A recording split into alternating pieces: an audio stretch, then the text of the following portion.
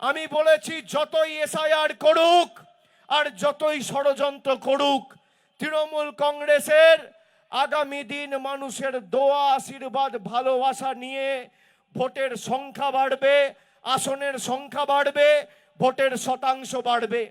214 পার করে তৃণমূল কংগ্রেস আরো শক্তিশালী হবে।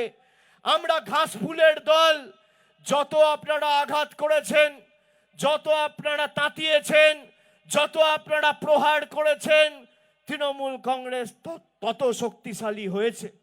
তারা ভেবেছিল তৃণমূল কংগ্রেসকে ধমকে চমকে চোখ রাঙিয়ে তৃণমূল কংগ্রেস সরকারের, মামাটি মানুষ সরকারের গরিব মানুষের টাকা আটকে দিয়ে মানুষকে শিক্ষা দেবে। আমি মায়েদের উদ্দেশ্যে বলতে চাই, যারা এখানে আছেন শুনে রাখুন, গত 4 বছর 5 বছর ধরে আমাদের সরকার যে লক্ষ্মীর ভান্ডার দিচ্ছে, 1 বছরে মমতা ব্যানার্জির সরকার 28,000 কোটি টাকা খরচা করে প্রত্যেক মায়েদের, প্রায় বাংলার 2 কোটি 32 লক্ষ মহিলাদের, মায়েদের, বোনেদের সরাসরি ডাইরেক্ট ব্যাংক ট্রান্সফার করে লক্ষ্মীর ভান্ডার দিচ্ছে। এই বিজেপি নেতারা 2024 2023-এর পঞ্চায়েত, আজ থেকে 2 দিন আগে বিজেপির একজন রাজ্য কমিটির নেতা, নাম তার কালীপদ সেনগুপ্ত, সে বক্তব্য রাখতে গিয়ে বলছে যে আমি স্বামীগুলোকে বলবো যাদের বউরা লক্ষ্মীর ভান্ডার পাচ্ছে তাদেরকে বাড়িতে বন্দি করে রাখো। আপনারা সেই ভিডিও অনেকে দেখেছেন, শুনেছেন। আমি আপনাদের বলি, যতদিন মমতা ব্যানার্জি আছে এরা আপনার লক্ষ্মীর ভান্ডারের দিকে চোখ তুলে দেখার বা আঙ্গুল তুলে কথা বলার ক্ষমতা পর্যন্ত রাখবে না। মমতা বন্দ্যোপাধ্যায়ের সরকার যতদিন থাকবে আপনি যেভাবে মাসের প্রথমে লক্ষ্মীর ভান্ডার পাচ্ছেন সারা জীবন পাবেন। বিজেপির যত বড় শক্তি, যত বড় নেতা চেষ্টা করুক আটকাবার, আটকাতে পারবে না। মায়েরা বলুন হাত তুলে, লক্ষ্মীর ভান্ডার পাচ্ছেন কিনা? পাচ্ছেন কিনা? এই বিজেপি লক্ষ্মীর ভান্ডার আটকাতে চায়, এদেরকে যোগ্য জবাব দেবেন কিনা, উচিত শিক্ষা দেবেন কিনা?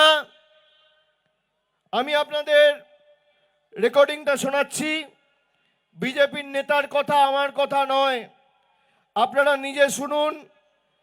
দুধ কা দুধ, পানি কা পানি, কে সত্যি কথা বলছে আর কে মিথ্যে কথা বলছে। বিজেপির রাজ্য কমিটির মেম্বার, সে ভাষণ দিয়ে বলছে যে লক্ষ্মীর ভান্ডার যারা পেয়েছে তাদেরকে বাড়িতে আটকে রাখতে হবে। শুনুন। যারা জোড়া ফুলে ভোট দিতে যাবেন, আমি সেই সমস্ত পরিবারের স্বামীদেরকে বলছি, ওই মায়েদেরকে ঘরে বন্দি রেখে দেবেন। ভোটটা দিতে হবে পদ্ম ফুলে, জোড়া ফুলে নয়। মায়েরা আছেন যারা জোড়া ফুলে ভোট দিতে যাবেন, আমি সেই সমস্ত পরিবারের স্বামীদেরকে বলছি, ওই মায়েদেরকে ঘরে বন্দি রেখে দেবেন। ভোটটা দিতে হবে পদ্ম ফুলে, জোড়া ফুলে নয়। শুনলেন? শুনলেন? এই বিজেপি আপনার লক্ষ্মীর ভান্ডার বন্ধ করতে চায়। 2021-এ হারার পর আজকে অবধি বাংলার বকেয়া পাওনা প্রায় 2 লক্ষ কোটি টাকা। বাংলার 2 কোটি 74 লক্ষ জব কার্ড হোল্ডার, তাদের জীবন জীবিকা নির্ভর করে 100 দিনের কাজের উপর। তাদের টাকা বন্ধ।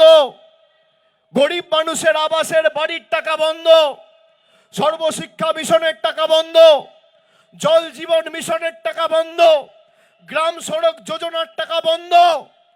আগামী নির্বাচনে বিজেপির রাজনৈতিক ভবিষ্যৎ বন্ধ করে এদেরকে ঝেঁটিয়ে যে কটা ছাইপাস পড়ে আছে বিদায় দিতে হবে।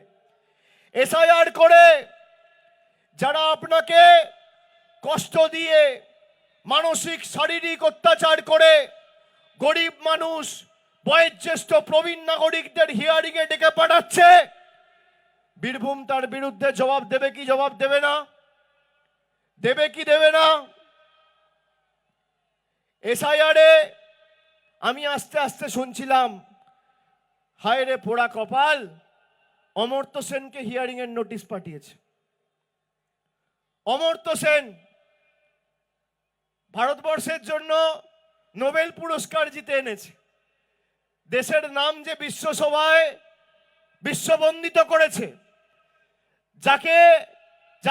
যাকে দেখে, যার মাধ্যমে দেশকে লোক চেনে জানে, যার হাত ধরে দেশ সমৃদ্ধ হয়েছে, সেই অমর্ত্য সেনকে এসআইআর এর নোটিশ পাঠিয়েছে। কালকে দেখছি বাংলা সিনেমার উজ্জ্বলতম নক্ষত্র অভিনেতা দেব, তাকে হিয়ারিং নোটিশ পাঠিয়েছে। মোহাম্মদ শামি, যে ওয়ার্ল্ড কাপে খেলে দেশের জন্য বিশ্বকাপ জিতেছে, তাকে এসআইআর এর নোটিশ পাঠিয়েছে। নোটিশ পাঠিয়ে আনম্যাপ করে দেওয়ার চক্রান্ত। যারা বাংলার মানুষকে আনম্যাপ করতে চায়, আগামী দিন সেই বিজেপির ছাইপাসগুলোকে বাংলা থেকে আনম্যাপ করে চিরতরে ঝেঁটিয়ে বিদায় দিতে হবে। এই লড়াই সেই লড়াই।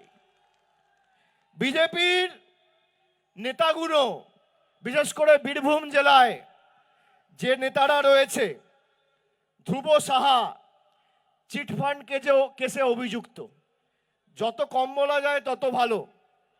সুনীল সোরেন এসটি সেলের সভাপতি ছিলেন, তিনি একজন মহিলাকে বিয়ের মিথ্যে প্রতিশ্রুতি দিয়ে বছরের পর বছর ধর্ষণ করে জেলে বন্দী ছিলেন।